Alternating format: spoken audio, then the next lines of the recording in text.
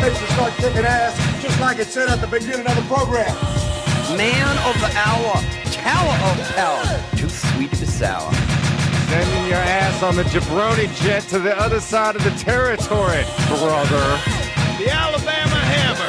Nightmares on the best part of my day. The goods from the wood. Hot damn!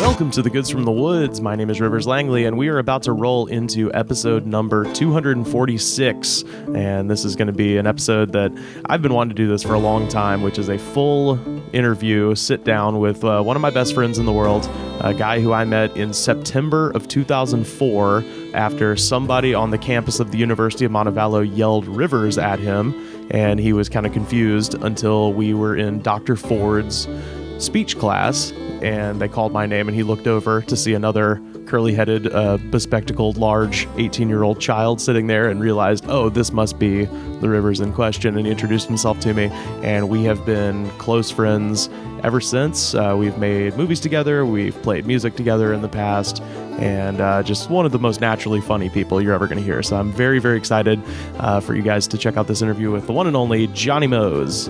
Jonny Moze is a author, he's a musician, a raconteur, just a hell of a guy. And of course, we're going to be joined in this episode by his lovely wife, Molly Moze. And of course, they were kind enough to let me crash with them in Charlotte, North Carolina when I came through a couple weeks ago on my insane tour that I just got back from. That's right, I did make it back to Los Angeles, so if you were wondering, I am here, and we'll be getting back to our regular Crazy Roundtable with Dr. Pat, Sam Harder. The whole gang will be back soon on the Goods from the Woods, but we've got a couple more road eps for you, including this one today. And like I said, Jonny Moze is a musician, and so he was kind enough to share with me, and by extension all of y'all, his new songs that he's working on, and they are absolutely incredible. So we're going to be peppering in some of Jonny Moze's new music throughout this episode. So sit back and relax, and without further ado, this one unfortunately is extremely appropriate for today, which is such a goddamn bummer, but it's a great song, and it is like all good country music, like they say. It's three chords and the truth. This song is called Assholes from Alabama.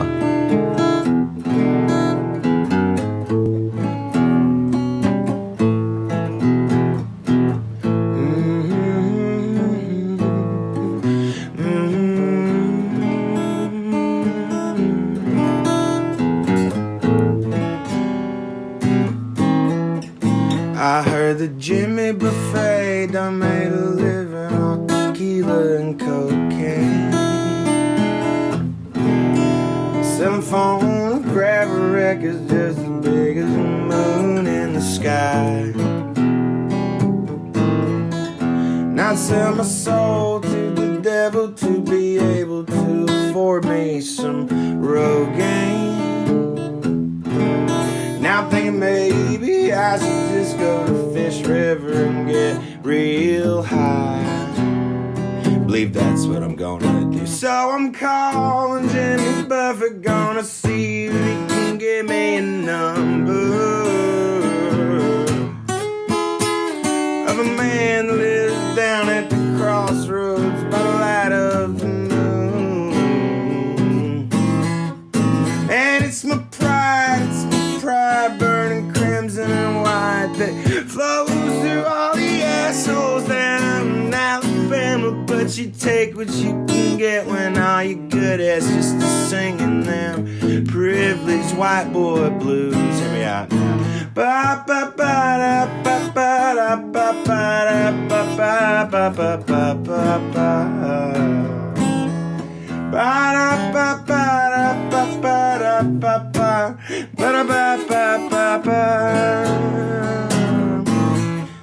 You know, I used to deliver pizza next to Travis Tritt's mansion in Georgia. And if I recollect correctly, I must say that he's an asshole too. No, I ain't trying to be unkind, I'm just picking a fight. Who knows, them two dudes just might be alright.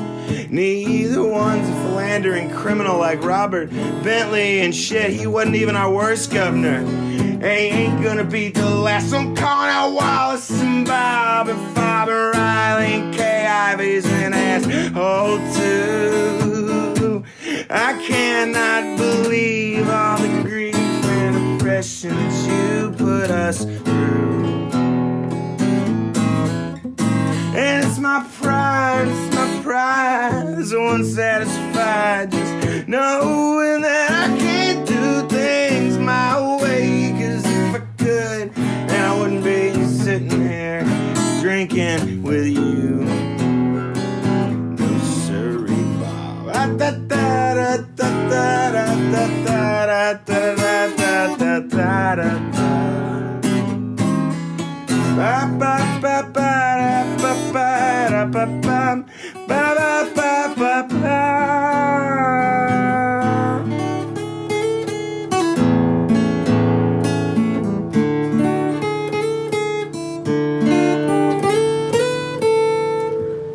Today I am here in the Queen City, Charlotte, North Carolina, sitting down with a great author, musician, comedy writer, a man of many talents, and one of my closest friends. Me.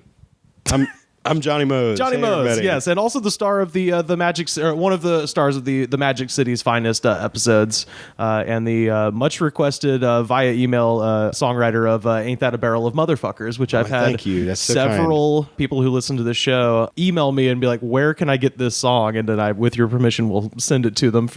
So that still happens with people going back and finding the show. You're making me blush, man. Thank Hey, you. man. That's very kind of you. I'm not even sure where that is. I think you would be a better person to ask, actually. As to where recordings of those songs exist. Oh, I am Jonny Moze's archivist, so I have all the demos. I have the masters. It's on a laptop somewhere in my closet. Yeah. But this is my first time in Charlotte ever. We went and we had a great burgers at what the hell was the name of the place we went to? It was called Omega Coney Island. Yes, Omega Coney Island. But it's a kind of a traditional Charlotte diner. Yes.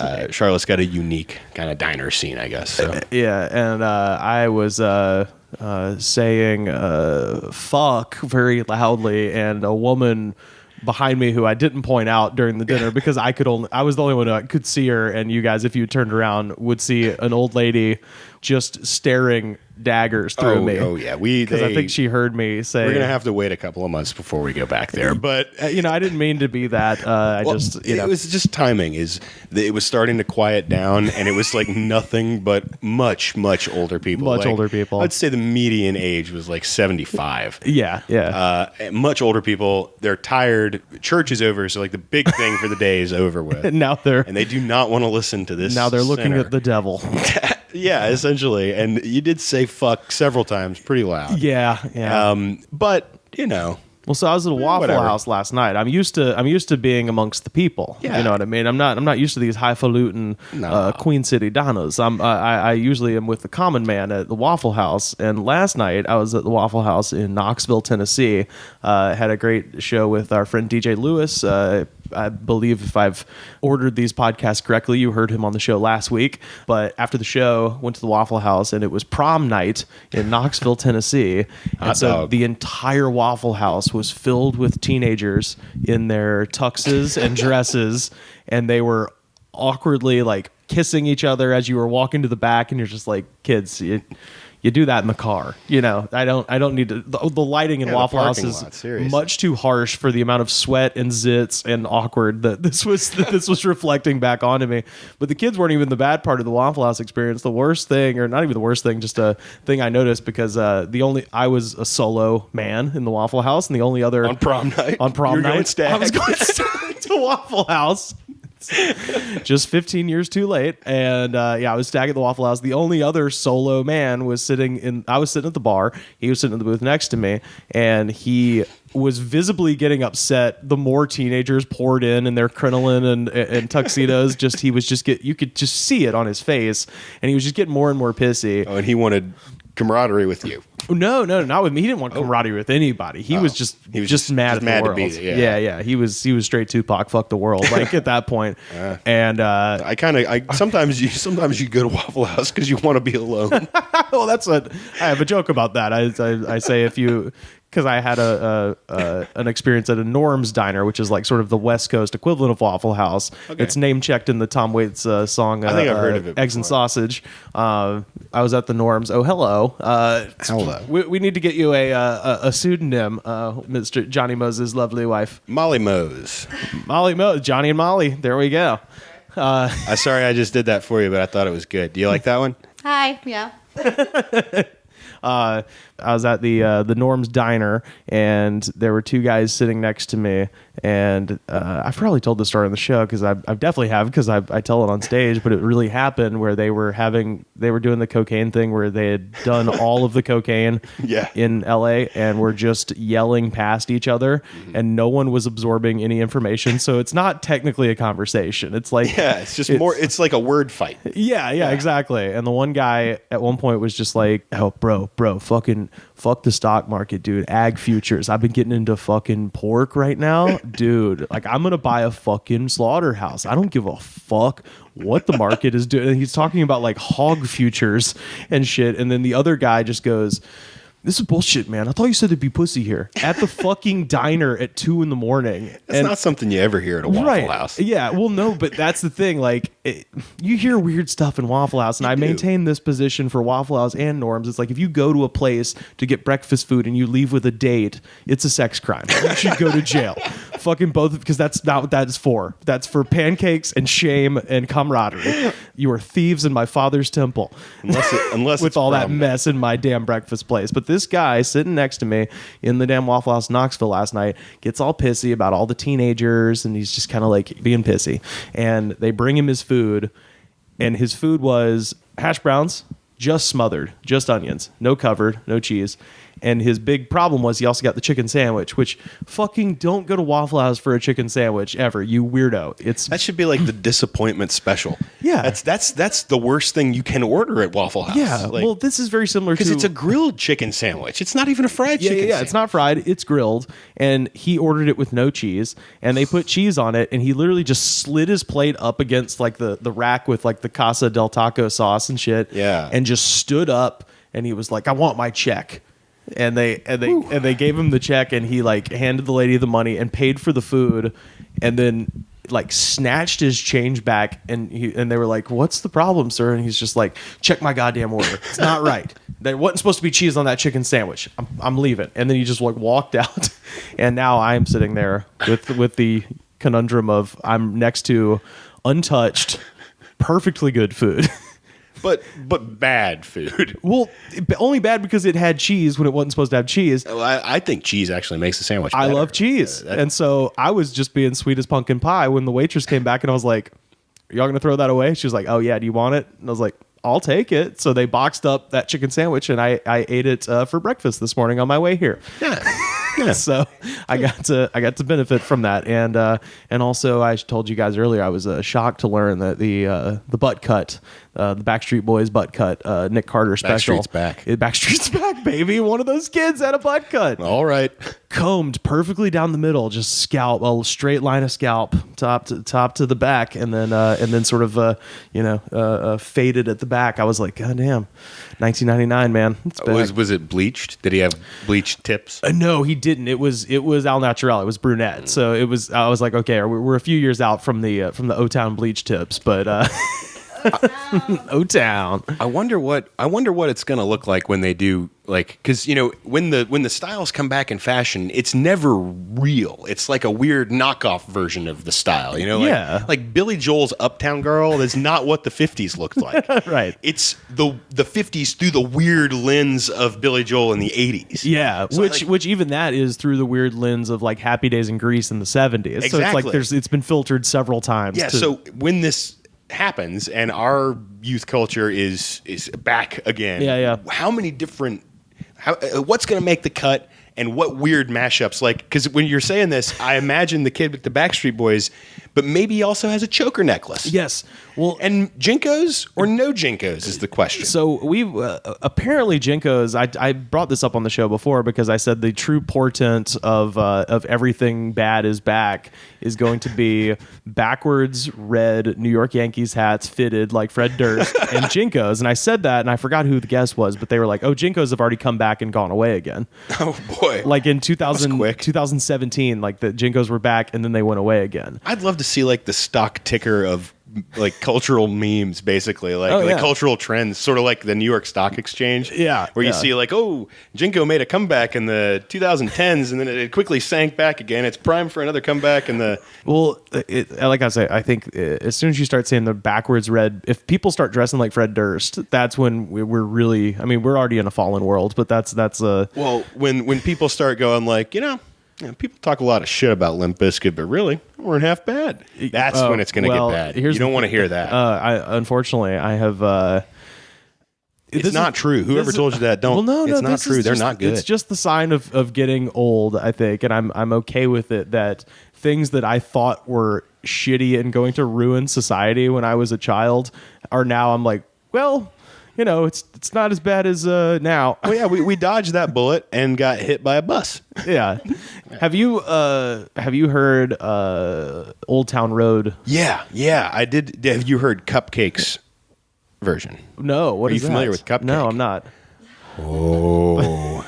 I'm so glad to introduce you. Cupcake is like fucking awesome. Okay. She's fucking awesome. And she does a version of Old Town Road? She does a version of Old Town Road. It's better. It's better. Oh yeah. Even than the Billy Ray Cyrus remix. I believe it's Old Town Ho. I think it's what it's called. Gotcha. Yeah. Because my favorite song by her is called Duck Duck Goose. And you just need to watch it. Okay. Like I anything I can say about it does not do it justice. Okay. All right. It's brilliant. It's funny. It's crazy. I will. It is NSFW. Yeah. Don't look this up at work because there's a lot of dildos in the video. Oh, good. Lots of dildos in the video. We'll put this on our Twitter. And you can find us at The Goods Pod. We'll throw it up there. It's just a great song about sex. It's really clever and silly and funny and yeah. Okay. But she did a version of Old Town Road. Yeah. I love that song. It is the catchiest goddamn song.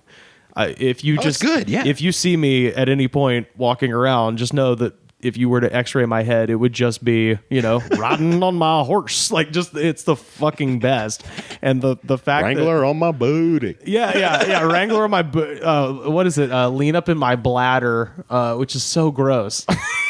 It's fantastically gross. Is that like his bladder, or is he's that like trying to say he drank a bunch of lean, but he's saying lean up in my bladder, but the lean disseminates into your bloodstream. It would just be the residual water in your bladder plus whatever urea that your body's trying to get rid of. Maybe a kidney stone or two.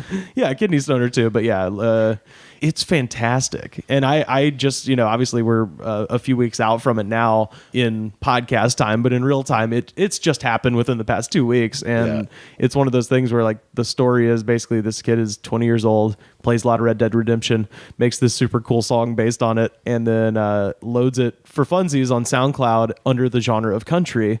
Because it's about horses and tractors and shit. I think it's... And I think it is a country song. Hell yeah, it is. Yeah, and... before Billy Ray Cyrus got involved, it was a country song. Yeah, it's... Because what do they say? Country is 3 chords and the truth. And that's some real shit. Yeah. Well, I think country is whatever the fuck anybody who plays country says it is. If you say it's country. And especially because now... So much of that, like Luke Bryan, Florida Georgia Line, Colt Ford, it's all hip hop influence. So then say this kid, because he's doing trap music, it's not country. It's like, well, fucking Colt Ford is doing a deep fried version of Bone Thugs and Harmony. Yeah. Like, have you heard that shit? The chilling on them dirt roads. Like, it's straight up like a Bone Thugs sort of like song. But yeah. And that's like, well, and then also like country is, it doesn't mean anything. Like, it's, so the word doesn't really mean anything. Yeah. It's folk music. Yeah. It's whatever people have decided it is now. So I say hell yeah. Yeah, exactly. They've found a way to describe folk music with 1,000 different genres, but it's ultimately like, okay, so more or less untrained people can pick up a certain instrument, or in this case, a sampler, and make music that's meant for mass consumption. That's folk music. That's rock and roll. That's the blues. That's country music. Yeah, it's just, and the fact that it was taken off the chart just shows how artificial the label is. It's just It's just a way to sell something to a certain demographic. Yeah. And the fact that it crossed over is proof that that's like bullshit in the first place. But then also it totally has that effect, that straight out of Compton effect of like the FBI sending a letter to NWA and being like, you have to stop doing this. It's like, it just makes him seem so much cooler. And the fact that Lil Nas X has just leaned into it and now he wears a cowboy hat and he's just like, yeah, I'm a country musician. Hell yeah. Fuck yes. I'm sad that he's 20. I want him to be 35. I'd vote for him for president. I would vote for him over everyone else running because he just seems cool. Have you watched that interview with him? No, I don't think so. I've just seen the video. There's two videos. There's an interview they did. I believe it's Variety, and it's just him in a room wearing a big ass cowboy hat, and they go down all of the lyrics and just explains what he meant by all of them. And then there's the line where he's like, "Cowboy hat from Gucci," and he just goes, "He's like, yeah, Gucci doesn't make a cowboy hat, but we're working on that." So now Gucci's making. I guarantee you, Gucci's going to start making cowboy hats like that. Awesome, because it's cool, and if they, every fashion label, it's like if they can get. Because the Gucci slides, get name checked in all the damn rap songs, and they make all of their money selling shower shoes and shit like that. So they're at least adept to sort of moving with the culture or whatever. But God, I love that, and it's just been. And then the Billy Ray Cyrus thing, just as. I can't believe at this late date, I'm now a huge fan of his, just specifically for taking on the task of like being like, yeah, all right, well, if you don't think this is country, we'll make it fucking country. Yeah, thanks. Yeah. But again, I like the original version better, actually. No, I do too. I think because it's not the same person who sings the chorus that raps, is it? It's two guys, right? No, it's the same guy. Oh, it's the same dude. It's his. Because I like his voice singing that riff way better than I like Billy Ray Cyrus singing it. It sounds better with Well, it's an auto-tune thing. So he's singing it through auto-tune, and the only difference is that Billy Ray Cyrus, who also has... as far as I know, I don't know who wrote his verse, but he kind of kills it on the verse too. Billy Ray Cyrus, I'm like, man, he's actually not bad. No, it's a good song. And it's a good song. It's a fucking earworm. So I haven't had a chance to talk about this on the podcast yet. So I'm glad we got the chance to say something, because I have had a few people tweet at me and be like, what do you think? Is it country? I'm like, fuck yeah. Fuck your labels. If this kid says he's a country artist, then he's a country artist. Well, and the one thing is guaranteed is that any musician who says that they make country music is going to have, if they played it to a room full of 10 people, 5 of the people in the room are going to say, that ain't country. Right. So who cares? Yeah. Well, and then also, like, I'm a big fan, if you guys are listening to this show and you've never heard Bob Wills, and I know you're a fan of Bob Wills as well. Yeah.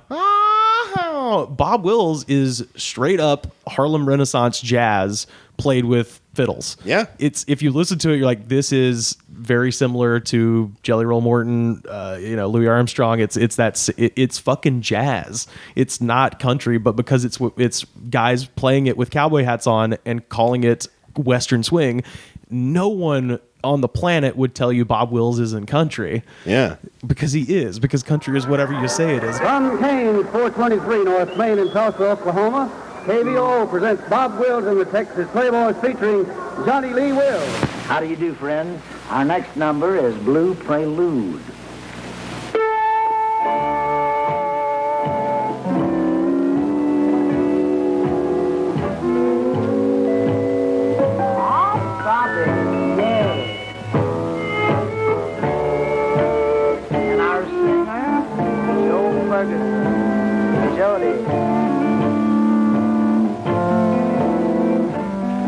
Let me sigh, let me cry when I'm blue.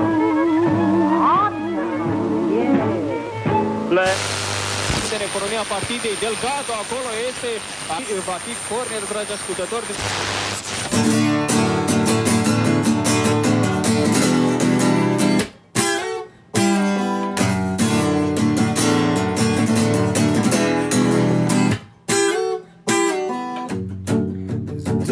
Upstairs ajar, and I'm down here snorting floating in my car.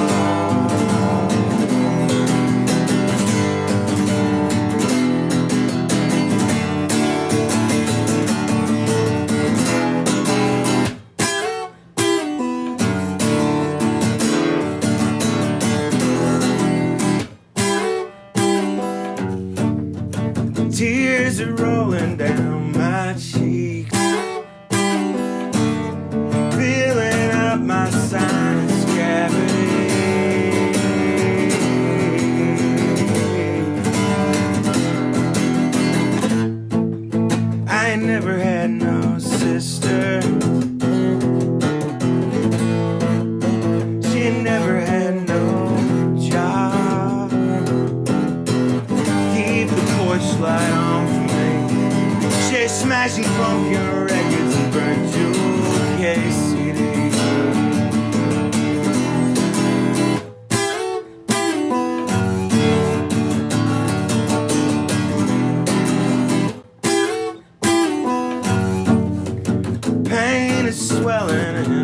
my brain, putting pressure on my mucous membrane.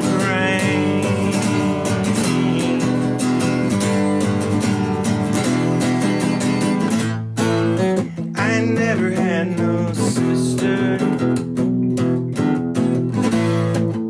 She never had no friends.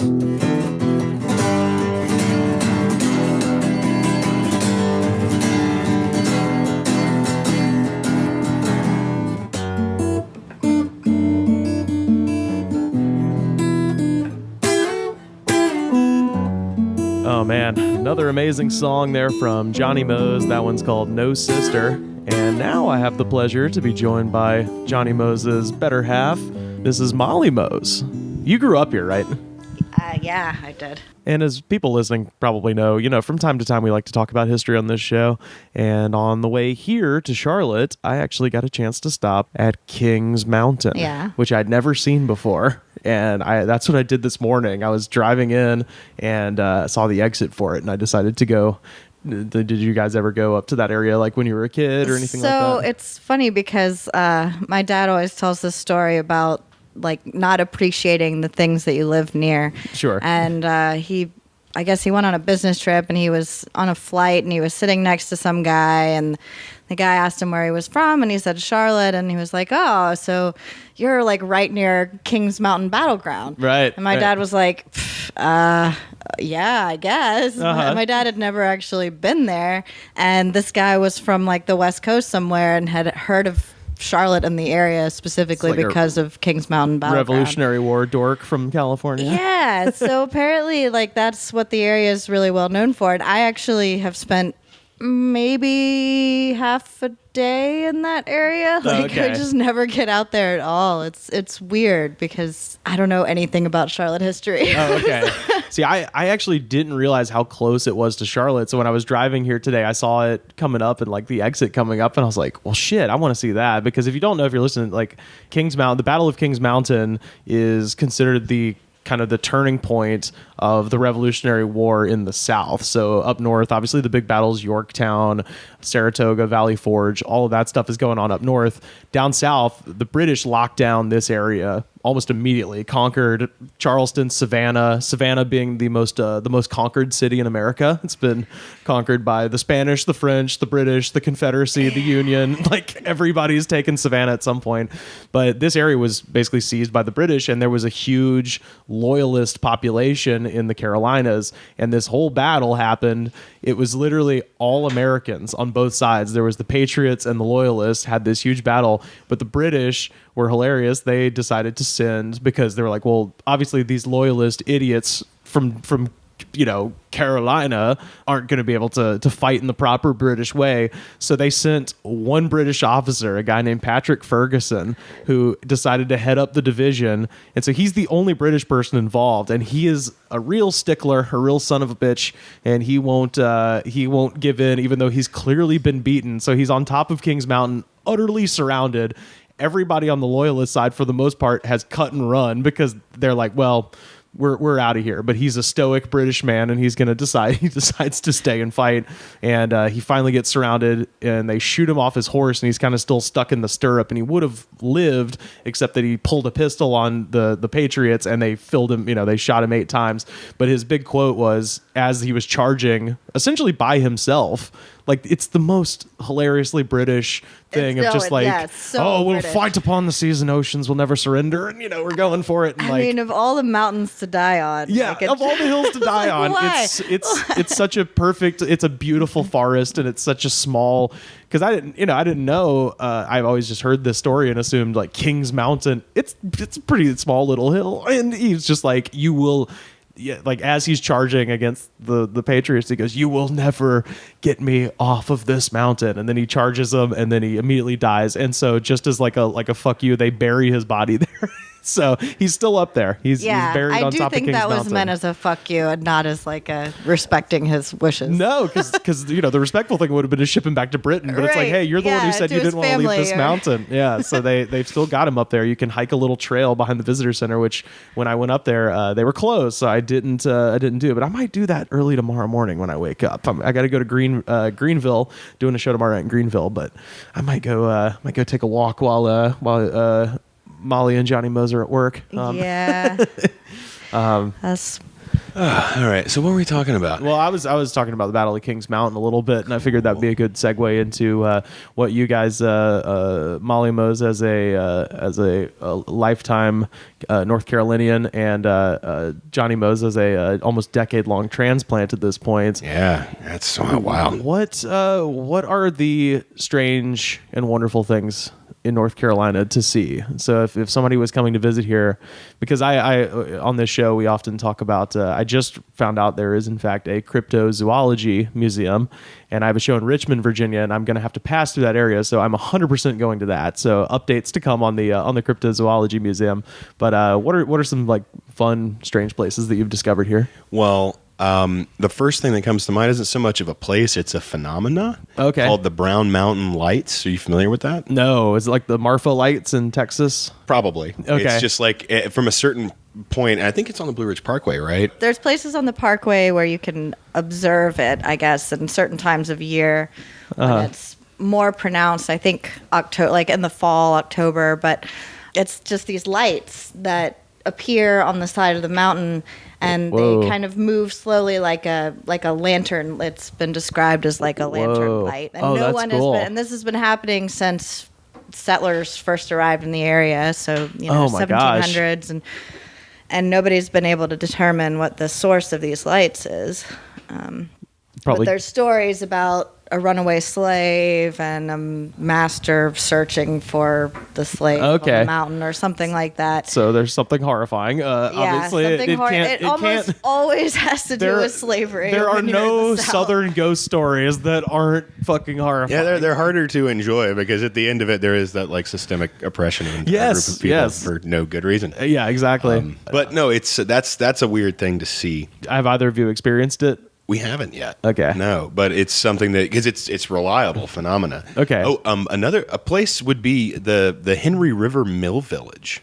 Oh yes, would be a place to check out. I think you mentioned this to me, but tell our listeners what this is. So what you experienced there. It is it's an old mill village from like in the 30s. It's pretty much preserved. Like all the old houses are there, and there's a general store that's still there, and then there's a dam where the mill used to be. And this would be a textile mill or a grist mill? I believe it was textile. Okay, mill. yeah. And you can go there. They shot like the scenes in, what was it? Hunger Games. They shot in the Hunger Games. It was where the main character's from. Whatever district Katniss is from. I didn't see the Hunger Games. I'm lame. I'm behind the curve. But they shot that there, and it's like I knew they filmed that in North Carolina, but I didn't know where. Yeah, it's real old, and but you can go to the town part.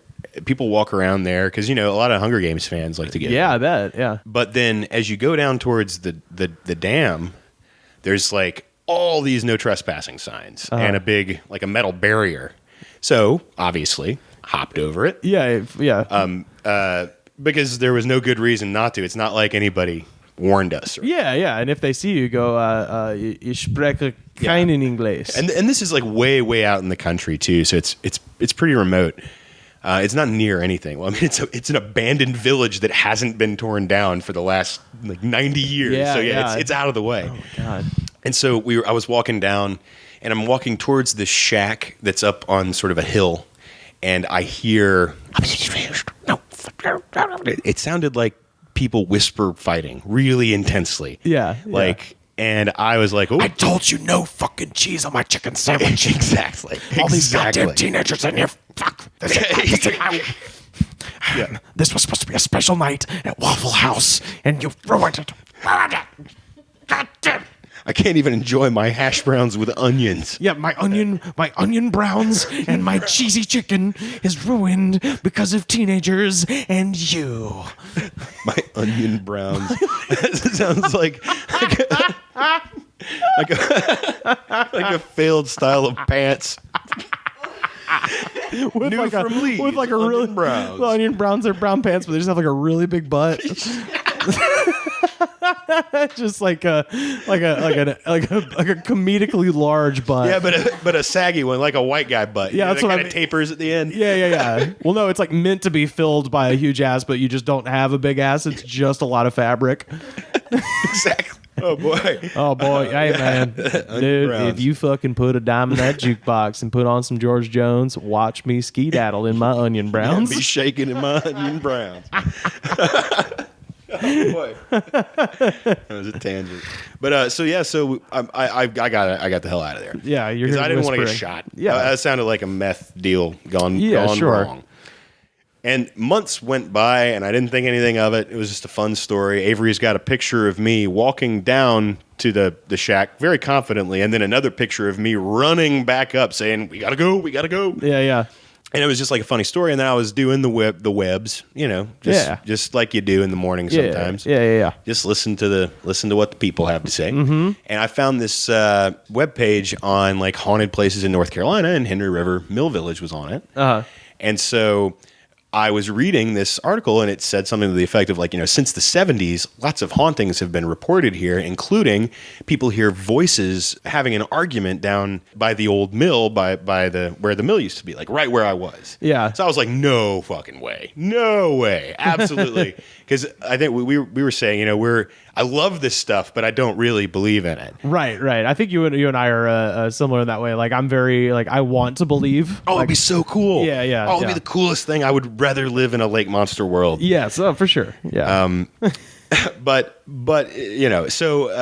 ultimately we don't, unfortunately. So I was like, it was like wintertime when I read that, and we went back in the springtime, and it was almost weirder. So we went back, and sure enough, again, I get close to the shack, I can hear voices talking. Yeah, I'm actually on, so this is from onlyinyourstate.com. A terrifying story involves a dirt path in the town. If you walk down the asphalt road on the right side, you'll find a dirt path that leads down to the dam in the riverside. Those who have walked down the path have heard several men talking to each other. Yeah, that's the article I read, actually. While this conversation is indistinct, it is still audible. Sources claim it's the three original mill owners speaking to each other. And while many would run, others have stayed to address the paranormal. Some have even called the police about this occurrence. So now you are up to date. You have read what Jonny Moze has read, and now So this it's a real thing. So again, I go back again. I hear the voices, but this time I'm going to go check it out. And I read a really creepy story. My favorite one was this guy said he goes up to the shack and he looks in, and there's like three old timey dressed people in the shack, and then they all just stop arguing and turn and look at him and smile at the same time. Like, oh, that was so spooky. Oh my God. So I thought I was about to get my butt eaten by ghosts. Yeah. And which would be a dope way to go. Yeah. Now you think about it. It's like, oh yeah, Well, because if I'm wearing my onion browns, they might not get my butt at all. They might just get that extra fabric. Yeah. And if you shit yourself, hey, I'm wearing my onion browns. I got a lot of room back there. Well, that's what they're made for. That's what they're made for. You can fill them with an incredible amount of dung. My onion browns, man, fully loaded, baby, fully loaded. I just live in my own filth. It's why they call me Herbie Fully Loaded. My name is Herbie. My friends just call me Wilbur because I'm like a pig rolling in my own shit. Okay, so back to the thing though. Onion browns. It's a pigsty in your pants. This is scary. This is supposed to be scary. Yeah. So we go to the shack. I walk up to the shack. I'm not going to be deterred. It's the middle of the daytime, but it's still real creepy. Yeah. But the closer I get to the shack, I notice that the voices are kind of like, they have that quality that's like broadcast. Yeah. And I realize that it's like conservative talk radio. It's the EIB, Excellence in Broadcasting Radio. Mr. Snerdley. It's fucking Rush. Yeah, I thought you were doing L. Ron Hubbard for a second, but you think about it, I can see that. Well, no, they have the guy going. It's the EIB Radio Network, Excellence in Broadcasting, and then Rush Limbaugh, Mr. Snerdley. I know these people. You know more about Rush than I do. My favorite Rushism ever. I think I've said this on the show, but I don't care. He goes, it's when I got, sort of a grudging respect for the guy, just because I was like, at least he's funny. Sean Hannity doesn't have a funny thing to say, but at least Rush can say something like this. He goes, I know the Democrats. I know these people. I know them like every inch of my glorious naked body. And I was like, okay, that's funny. Sean Hannity is a sock puppet. Yes, yeah, exactly. He's not a person without somebody else telling him what to do. Yeah. But now you've got these broadcasting through the woods somehow from a creepy shack. So I'm like, okay, further investigate. I go to open the shack, padlocked. Cannot get it open. So I'm peering through the crack to try to see what's in there, and I'm ready to see the old-timey guys. The smileys, yeah. And I don't know what's going to happen after that. I figure you're like haunted from then on. Right, yeah. And they follow to your house like The Grudge. Right. So I peer through, and what I realize is that this shack is up on a hill, and from the angle I was looking at it, from below, it looks like it's just sitting flat on top of this hill, but the other side of the hill is just a straight drop-off, like 20 the hill 15, is 20 feet collapsed down. Or something almost. Yeah. And so there is no floor to this shack. It's just like a 15, 20-foot drop straight down to the ground. It's a hole with wood on top. Yeah, that's held up by these like main 4 support beams. Right. So somebody has had to like hang these speakers there and then wire electricity out there. There's like nothing out there. Yeah, so there's like speakers broadcasting Rush. And Rush, yeah. And so the only place it could be coming from, there's like a sort of a bluff, and there's a one house up on the hill that has like, there's a clearing cut straight down to where you could actually see the mill village, and the house is like your stereotypical Faulkner house. It's got the big the fallen columns and the door. Yeah, it's the House of Usher. And so I've definitely there's a Southern Gothic story to be told about that, but I haven't made it up yet. Oh yeah. Well, and also just walking through the woods and hearing Rush's theme song just. No, there's no music. It's all heated argument talk. It's all voices. Well, this is Rush plays the Pretenders song "My City Was Gone" at the beginning of his show. This is how Rush Limbaugh's song show starts, where they have the little guitar riff. Another great day here at EIB Studios, and indeed through the holler in North Carolina, scaring the shit out of a man in onion browns. Walking through the woods. It's me, Rush Limbaugh. Mr. Snerdley. Still alive in defiance of the will of God. Held aloft by a cloud of oxycodone. And Viagra. Hatred. Hatred and dick pills. Gas station dick pills. I don't pay for the real thing. Horny goat weed. I don't know why he'd be into horny. But whatever you got to do on your sex vacation. Yeah. What? So that's insane. So there's just somebody broadcasting stuff to presumably to keep people away, and it's gone so far. But if you read that article, it may be a different one, but this has been reported since like the 70s. Somebody's been doing this a really long time. Or it's an inside job. Maybe. Well, I mean, probably. more than likely. And I think it goes straight to the top. Henry River Milltown is an inside job. The Henry Miller Green River Killer Mill Village.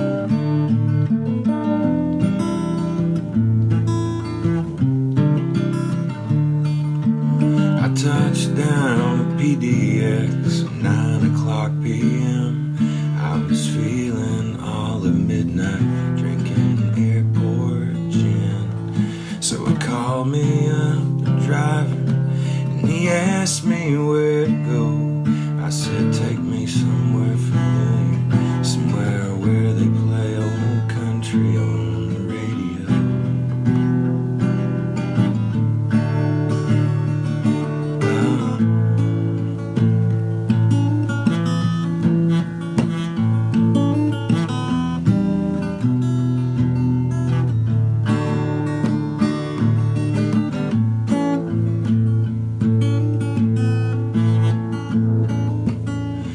Hipsters in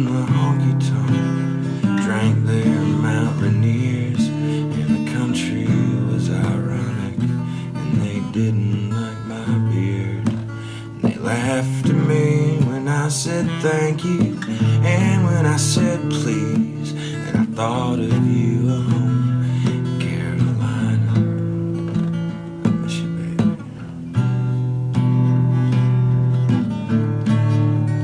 I'm so far away from home, and I miss my baby so.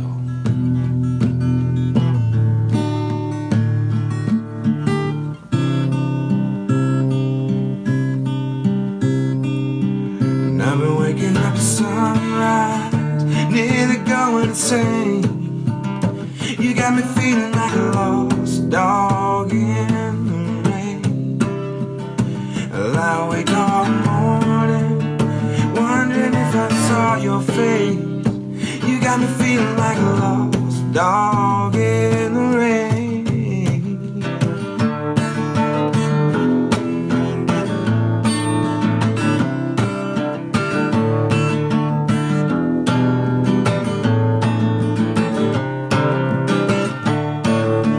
Donuts, beer, and chicken tenders as far as I can see. And nobody loves a tourist, and you don't get nothing free. For all the angry pots I found there, calling kettles black, I sure didn't see too many folks of color.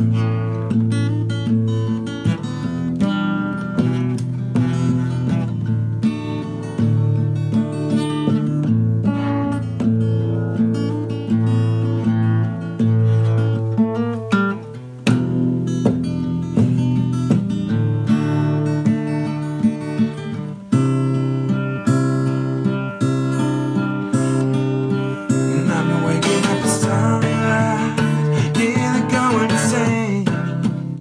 You got me feeling like a lost dog in the rain. I lie awake all morning, wondering if I saw your face. You got me feeling like a lost dog in the rain. I flew over the desert, I gotta get out of this place. You got me feeling like a lost dog in the rain. All the smiles are like warnings. What if I took your place? You got me feeling like a lost dog in the rain.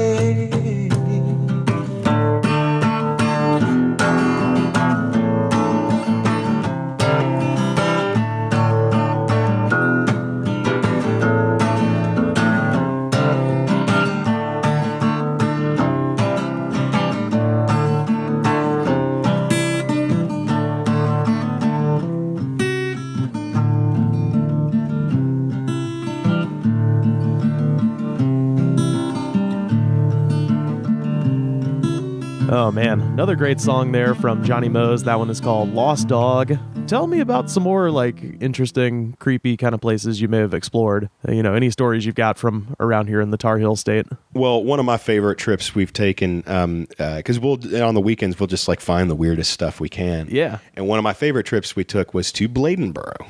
Because have we talked about the Beast of Bladenboro? No, I actually specifically told you. You started to tell me, and I was like, let's save this for the pod. This is right up my alley. This is my favorite thing. It's like Jaws in real life, but with a wampus cat. Now, explain if people are listening and they don't know what is a wampus cat, or to the best of your knowledge. A wampus cat, to my knowledge, is a mythical southern cat, and it actually may not be a wampus cat because I think that may be unique to the swamps. Yeah. Although there is a swamp involved in this, so, right. Which is why I use the wampus term. Yeah. But what they called it was the Beast of Bladenboro. That was how it was known, because this is something you can go look this up. I actually spent a couple hours reading through old archived newspapers from the local Bladenboro newspaper when this was going on. Yeah. So what happened was, it was just after, like around New Year's. Yeah.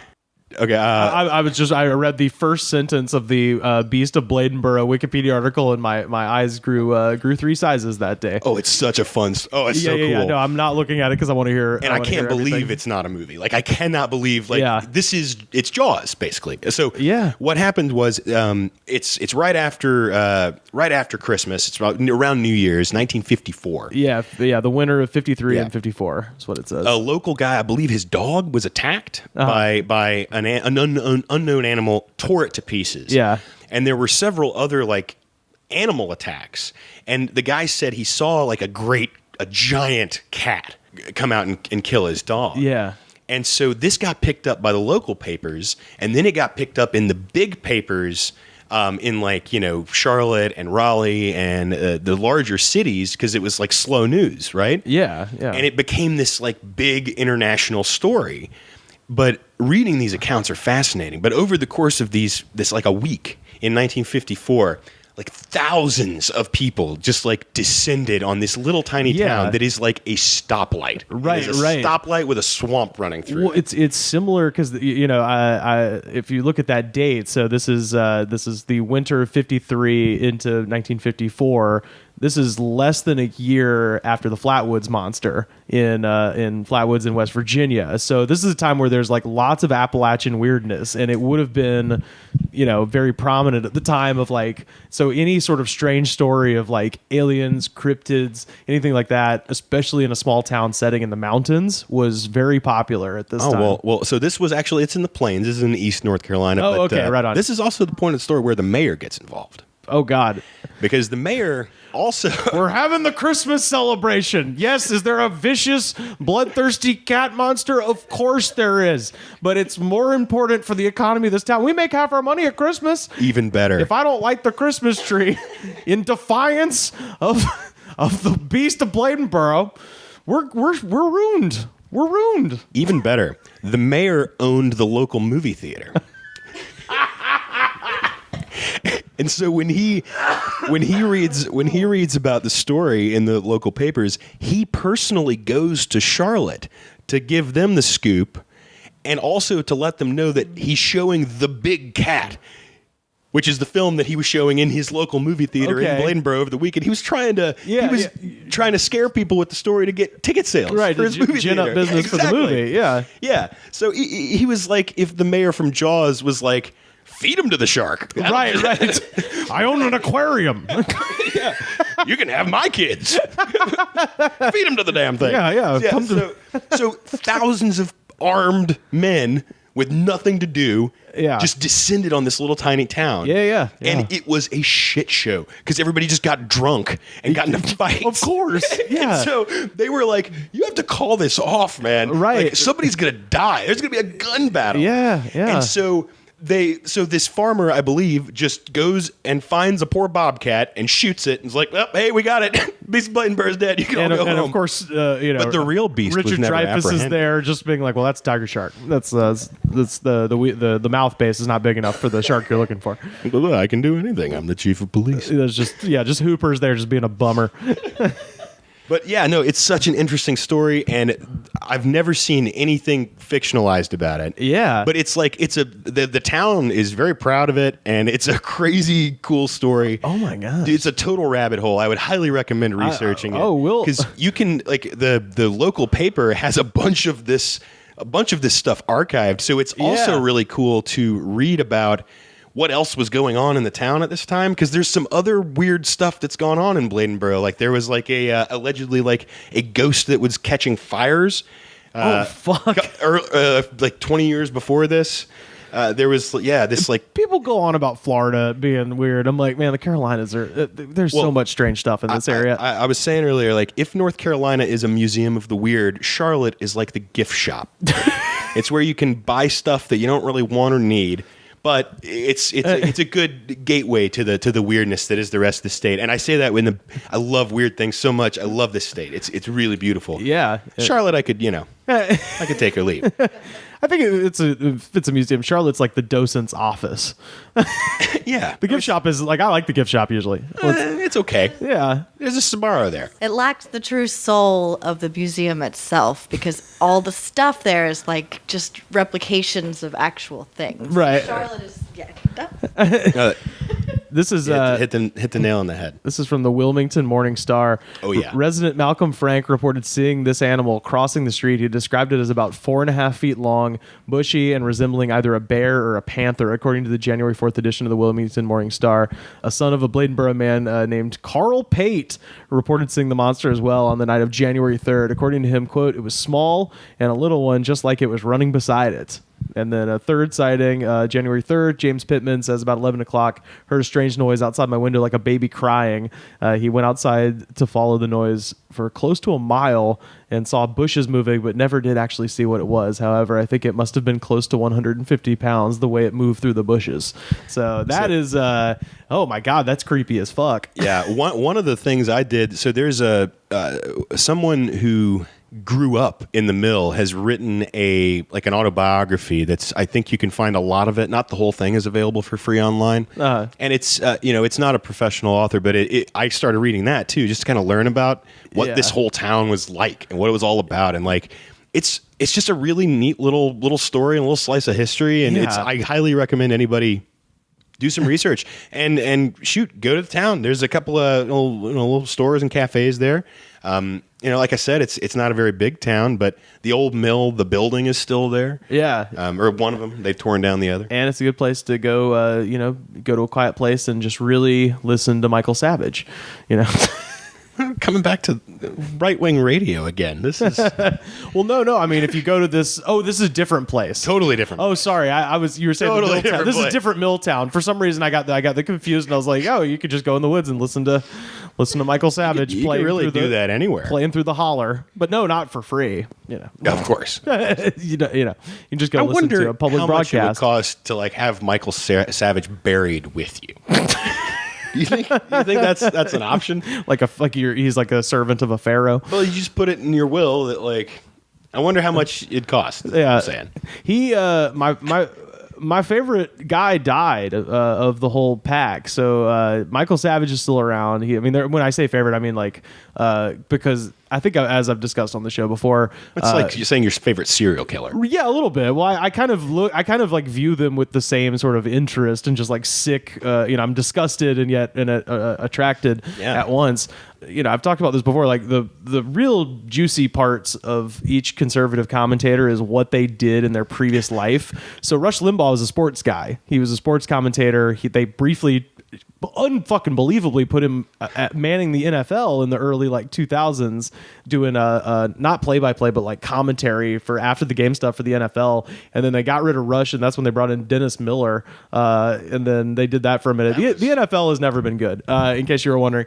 Does Dennis Miller, has he ever watched a football game in his life? Oh yeah. Oh, he had so many references to the Holy Roman Empire and shit like that. It's just, oh babe, they're moving, the Giants are moving down the field like the Gallic armies trying to conquer Rome, baby, but they're not able. I haven't seen a decision that consequential since Caesar crossed the Rubicon. The New York Giants are really experiencing their Battle of Verdun moment here. It's do or do not. Oh boy. Yeah. So you're saying Tucker Carlson's dead? Yeah. Well. No, but yeah, so Rush was a sports guy.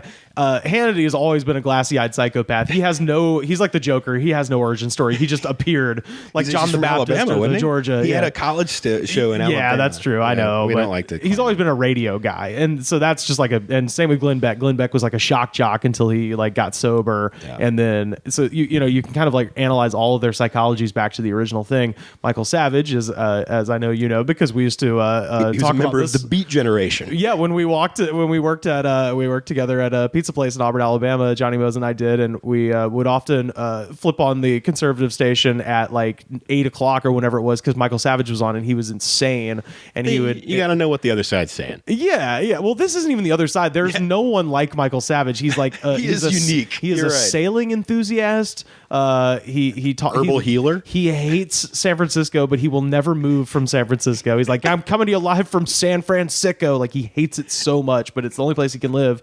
And he was for sure getting jerked off by William Burroughs in the bathhouses of San Fran in the 60s. Well, I thought the whole problem was that he couldn't get an HJ from the big guys, and that's why he kind of like went all hard right. Yeah. Like, well, if you guys aren't going to tug on this thing, fuck you. All of everything we've just said and we'll say allegedly here. But he was an urban healer. He was a super dope healer, baby. Looking at my crystal ball, yo, it's super fly. But no, he was an herbal healer, and he gave himself a fake doctorate. He was Dr. Michael Allen Weiner. And then when he became a conservative commentator, he changed his name to Michael Savage. Well, you have to. And so the real gold is when he gets callers, because all the callers are just, they're crazy people who are calling in from God knows where to talk about conservative politics, or there are people being like, Michael, I read your book, Healing Children Naturally, and we've started mixing the garlic regimen alongside the fish oil, and I'm wondering if we can actually add the B12 vitamins on top of that. And he's like, oh, you don't want to do that. You don't want to do that. And then he'll just talk about vitamins. And after switching from a hard left about how, I wonder how much crazy crossover stuff there is there with the anti-vax crowd. Oh, God. I've never thought about that. I haven't listened to Savage in 10 years, so there's no telling what he's like now. I mean, I was listening during the Obama age, and he was about to blow his cap every night. But no, my favorite guy died, and I've talked about him on the show before, but I didn't know he was dead. There was a one named who used to come on after Savage, Jerry Doyle. And the Jerry Doyle show was very funny because Jerry Doyle was on Babylon 5. And so his show was people just calling, being like, yeah, Jerry, someone, reliable sources told me that Obama is a space alien. He is here as part of the lizard Jewish conspiracy. And then the other calls would be like, in season 5, episode 4, you told the commander that you were going to use the lasers. And of course, it's not what they were calling them at the time. Like, it's like Babylon 5 nerds would call this guy, and he would entertain them just as much. And I found out he passed away of cancer a couple of years ago. But anyway, so we brought up the specter of right wing radio, and I had to say, oh boy, shout out to Jerry Doyle. You were terrible and great all at once. There is something. There's something just like you can't. There's something so fascinating about some of those guys. You're right. Yeah, you can't look away. Michael Savage, he really is, because his show would take such a hard right turn on a dime. Oh, yeah. Like, he would be talking about something normal, and then just all of a sudden he'd be like, and that's why we got to ethnically cleanse the country. And right, like, right. What? Where did that come from? Right. What are you just talking about, you crazy person? Yeah. Well, no, and then my favorite thing was he would get so mad, but he wasn't that good with words. And so he would get so flustered, and he would say, like, he's like, here, how about this, you deadbeat? Why don't you take your beard back to the sandal store?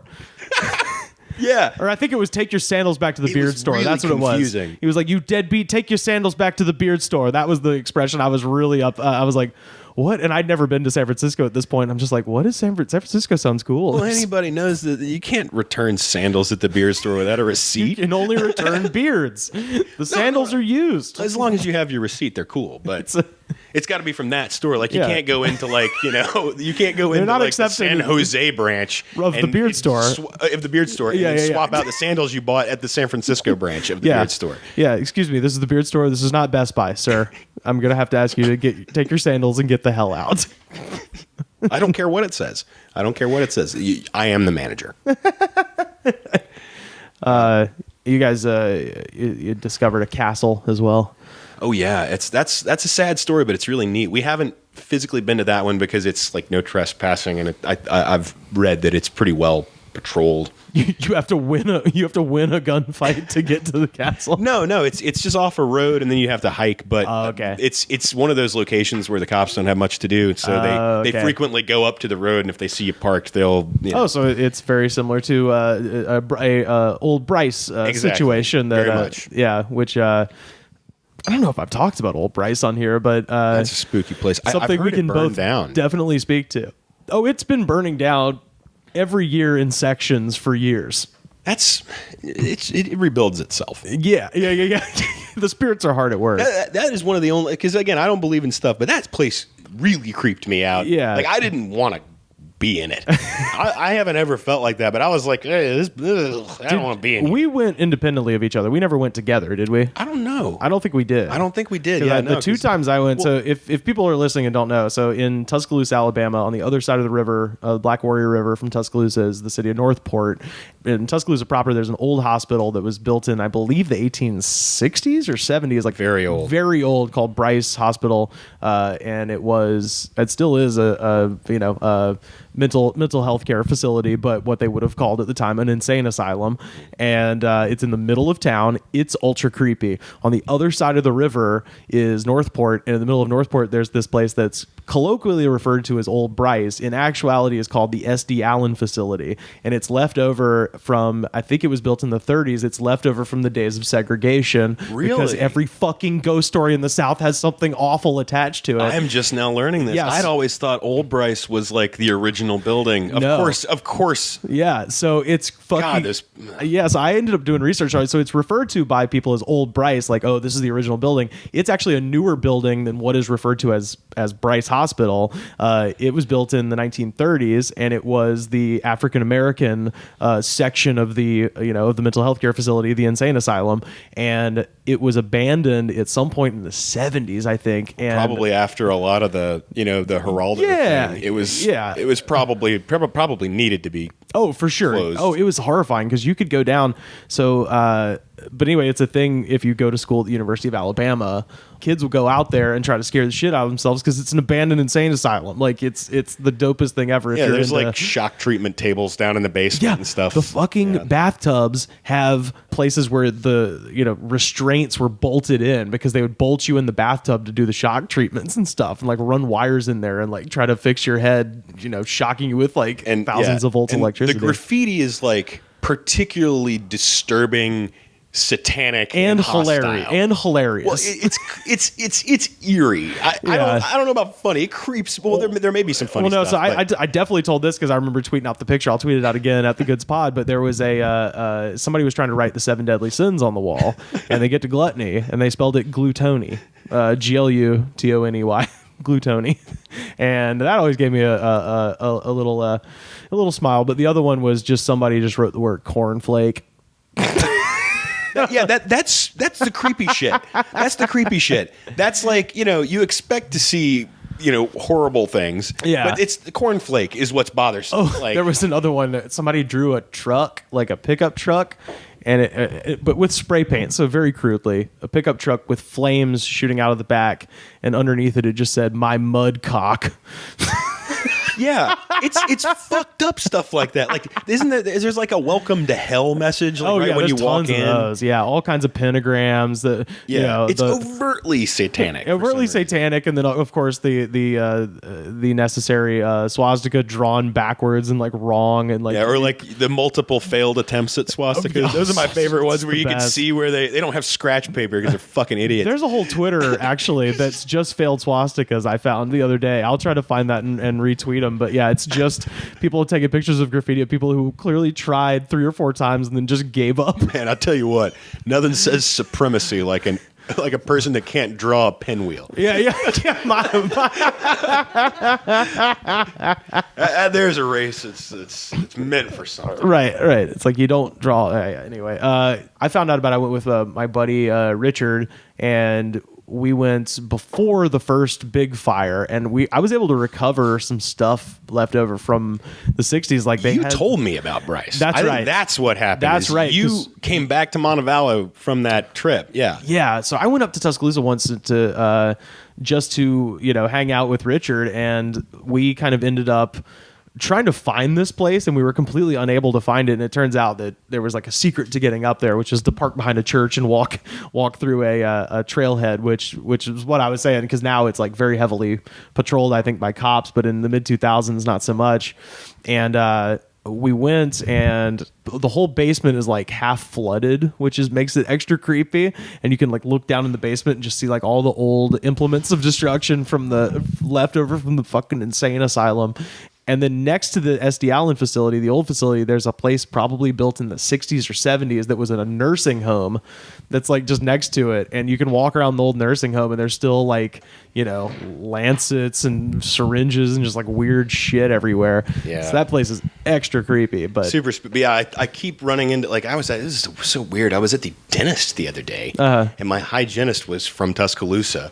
And we started talking about Old Bryce. Yeah. And every time I speak to anybody about that place, there's a new story about it burning down. Right. Oh, so that was the thing. Yeah. I went for the first time in September of 2004, and then we went back in May of 2004, and the roof had burned down. Yeah. And now I think for whatever reason, they won't just tear it down.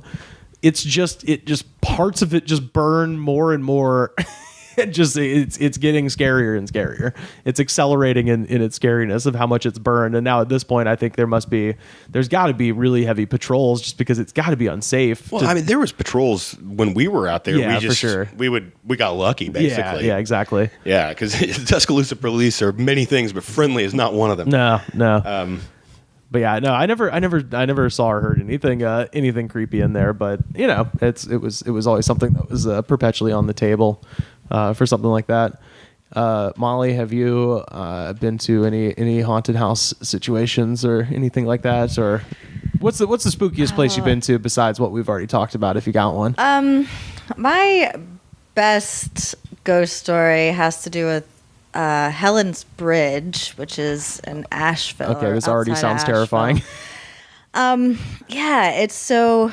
I haven't been in years and years and years, but when I was in school, I read up on this place and went out there, and there were some cherry trees that grew out there, so we used to go out there and pick cherries, and haunted cherries. So I always felt weird about eating them, but no. So the story is that there was like a hotel. It's the Bowcatcher Mountain. It's Bowcatcher Mountain. Bowcatcher Tunnel goes through it. Up on the mountain, there was this hotel, resort, or something long time ago, and a woman named Helen worked there, and she had a daughter, and there was a fire, and her daughter burned to death or something, and Helen hung herself from this bridge, or the story, vague story like that.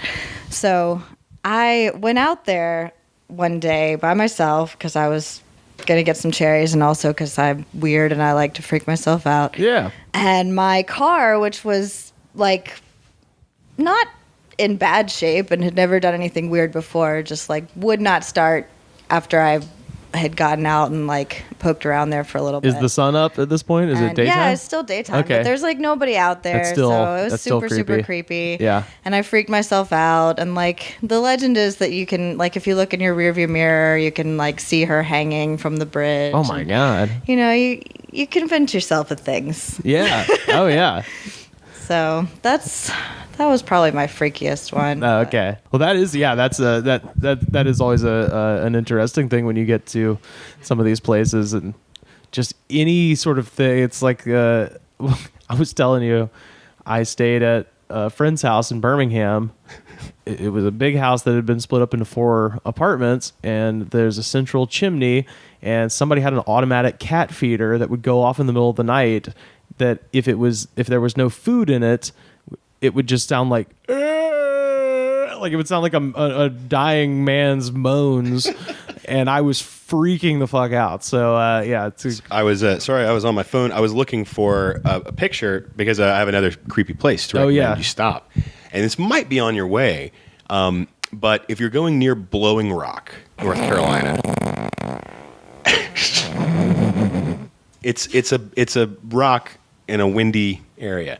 You need to check out the Green Park Inn. Okay. It's an old, creepy hotel.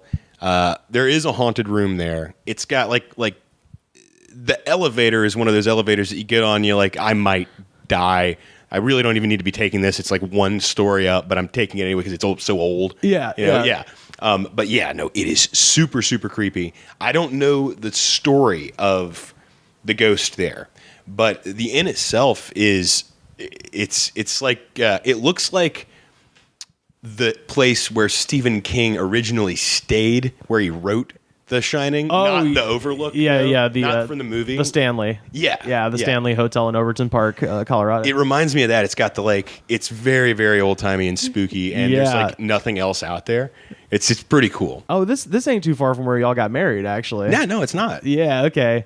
Yeah, I think that'd be sort of a backtrack to go back that way. But hey, next time I'm up, man, this looks very creepy. Yeah, I still really don't know where anything is in this state. I've lived here a decade, and I've not really figured it out, the geography yet. Yeah, I had the experience a couple of years ago of being in Glacier National Park on the last week before they closed everything down. Ooh. And so we were in like those old lodges, and it was totally that thing of just like, oh yeah, there's nobody out here for 6 months. And I just got to realize like The Shining would have been written by somebody, if not Stephen King. All it would take was one creative person to be in a weird lodge in a national park the week they closed, where everybody's just like, oh yeah, I'm going home. I don't plan on coming back here. Bad things happen in the winter here. Like just people just being ominous, like portents of doom. Well, yeah. So like, no, I know what you mean. So we kind of, before we left the Green Park, we kind of just poked around and right, as you do. Yeah. And so we went into some places I don't think we were supposed to. Like we went into like this closed off ballroom down at the basement, and then we somehow wound up. I don't know if I should admit this. You maybe should cut this out, but we wound up in the apartment of the people who I guess were the caretakers for the off season, because I'm like, wait a second, this door was unlocked, and I'm like, there's people's stuff all over the place. We need to go. So it was real spooky. That sounds insane. Yeah, it was real weird. And then of course you went back through. Yeah, well, I went down to the bar and got a drink. Yeah, because Lloyd was there. Lloyd said some convincing things. Yeah, of course, and I mean, and everyone was there. You know. Well, yeah, all of my friends were there. Jonny Moze, do you have anything you want to plug? No, I don't intend to be found. Okay. I'm sorry. That's the best plug I've ever heard. Molly Moze, do you have a plug? Anything you want to plug? Oh, this is fantastic. I love it. Well, if you look really hard, there's stuff out there on the internet. I sometimes communicate to a person with things about a friend of mine named John. You find it. Okay. Just look. Yeah. Yeah. Okay, cool. It sounds like you guys are like secret agents or something now. I love this. We've got a mystery a brewing. I didn't ever tell you I was a secret agent. I didn't say anything. You can find us on Facebook, facebook.com/thegoodspod. We're on Twitter @thegoodspod. Every episode ever, youtube.com/thegoodspod. Big shout out to our friend Richard Eden up there in the Klondike doing the hard work at thegoodspod.com and the Brain Freeze Audio Podcast Network. Pat, what should the folks do when they get to iTunes? Rate, review, subscribe. Shows the attitude of gratitude. And if you don't have the attitude of gratitude, fuck you. And now we're going to have some music from Jonny Moze. How's that sound? Whee! Song of the week this week. This one's called College Town at Thanksgiving.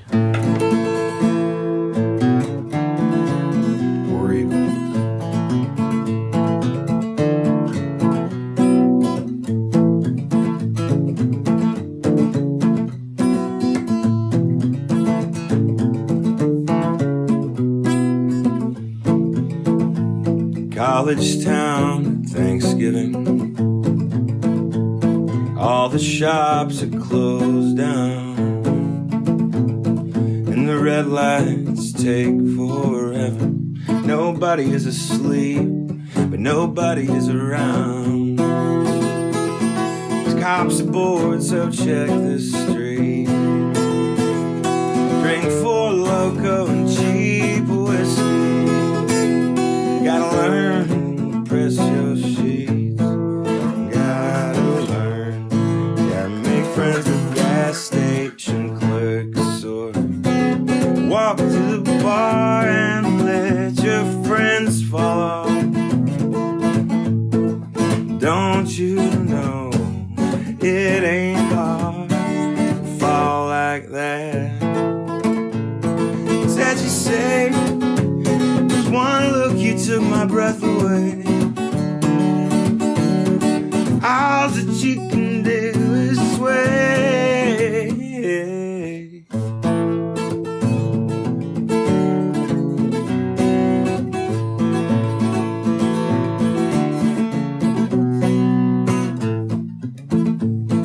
and the leaves are falling down. And the professors say finally they're at home with their families, burning fires and burning down. And I wonder how they sleep, all them kids dead up in Tuskegee. Better learn to press your cheeks.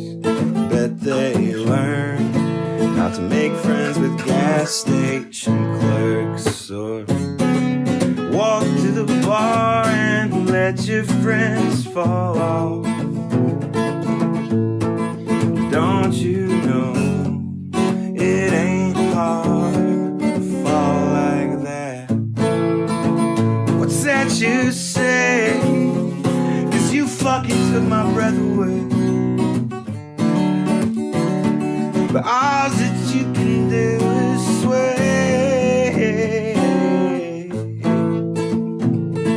Ba-ba-da-ba-ba-da. Ba-ba-da-ba-ba-da.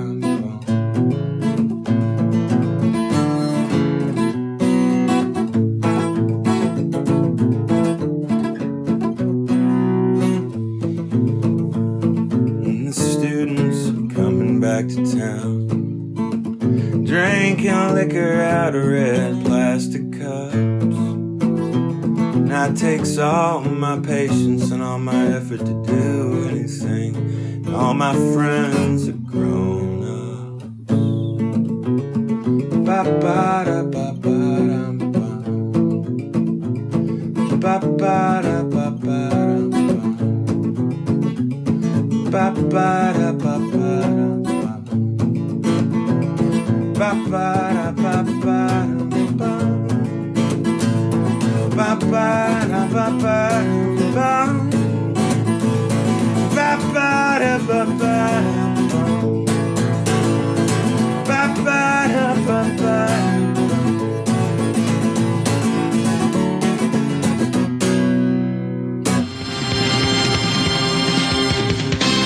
The Goods from the Woods was mixed, edited, and distributed by me, Rivers Langley. You can find the show on Twitter at The Goods Pod. Our theme song was composed by DJ Smiles. Check him out on Twitter at DJ Smiles.